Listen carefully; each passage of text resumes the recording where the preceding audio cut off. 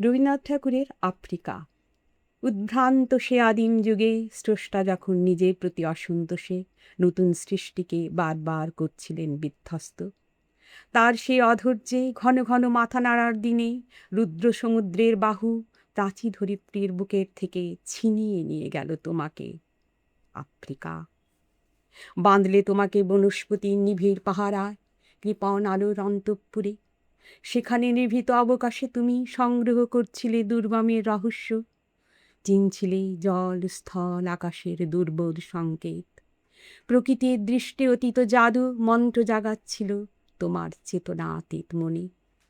বিদ্রুপ করছিলে ভীষণকে বিরূপের ছদ্মবেশে, শঙ্কাকে চাচ্ছিলে হার মানাতে, আপনাকে উগ্র করে বিভীষিকার প্রচণ্ড মহিমায়, তাণ্ডবের দুন্দুবিনী নাদে। হায় ছায়াবৃতা, কালো ঘুমটার নিচে অপরিচিত ছিল তোমার মানব রূপ উপেক্ষার আবিল দৃষ্টিতে। এলো ওরা লোহার হাতকড়ি নিয়ে, নখ যাদের তীক্ষ্ণ তোমার নেগড়ের চেয়ে। এলো মানুষ ধরার দল, গর্বে যারা অন্ধ তোমার সূর্যহারা অরণ্যের চেয়ে।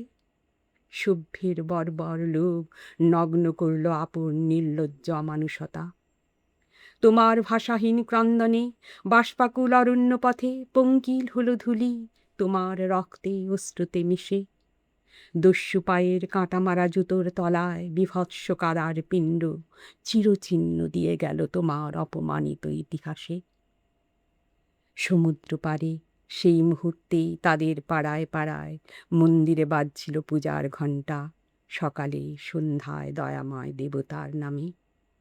শিশুরা খেলছিল মায়ের কোলে, কবির সঙ্গীতে বেজে উঠেছিল সুন্দরের আরাধনা।